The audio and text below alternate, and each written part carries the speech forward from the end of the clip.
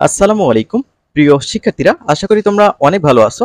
তোমরা আমাদের ফেসবুক গ্রুপে যুক্ত হতে পারো, যেখানে তোমরা তোমাদের হোমওয়ার্কগুলো বন্ধুদের মাঝে পোস্ট করতে পারো এবং শিক্ষা বিষয়ক যে কোনো সাহায্য চেয়ে পোস্ট করতে পারো। গ্রুপের লিংক কমেন্ট বক্সে দিয়ে দেওয়া হলো।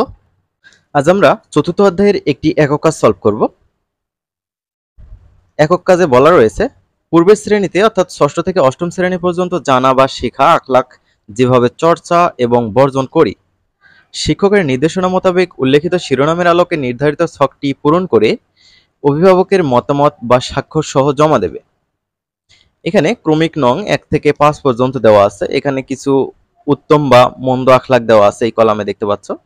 তারপর তৃতীয় কলামে দেখতে পাচ্ছ যেভাবে চর্চা বা বর্জন করেছি, অর্থাৎ উত্তম বা মন্দ আখলাকগুলো হয় চর্চা করেছো না হয় বর্জন করেছো, সেগুলো লিখতে হবে এখানে। আর সর্বশেষ অভিভাবকের মন্তব্য থাকবে, চর্চা করেছো কি না।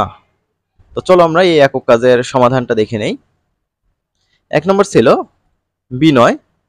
এটি যেভাবে চর্চা করেছি, বিদ্যালয় পরিবারে কথা বলার সময় ছোট বা বড় সবার সাথে বিনয় ও নম্র ব্যবহার করি।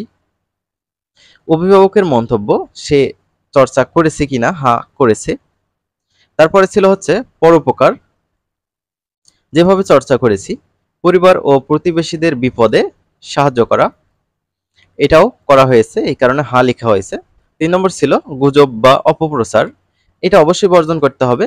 সঠিক তথ্য না জেনে অন্যের ব্যাপারে গুজব বর্জন করেছি। এইটা করেছি কিনা, অবশ্যই করেছি। তারপর ছিল প্রতিবেশীর সেবা। প্রতিবেশীর অসুস্থতায় তার কাজে সাহায্য করেছি। এটা করেছি কিনা, অভিভাবকের মন্তব্য হ্যাঁ করেছে। সর্বশেষ ছিল বড়দের সম্মান। কোনো এক সভায় চাচাকে জায়গা ছেড়ে বসতে দিয়েছি। এটা করেছে কিনা, অভিভাবকের মন্তব্য। তো এই হচ্ছে এই ছকের আনসার। আশা করি বুঝতে পেরেছো। আমরা পরবর্তী ভিডিওতে পরবর্তীতে যে কাজগুলো রয়েছে সেগুলো নিয়ে হাজির হব। শিক্ষার্থীরা তোমরা ভালো থাকবে। পরবর্তী ভিডিওতে দেখা হবে। আল্লাহ হাফেজ।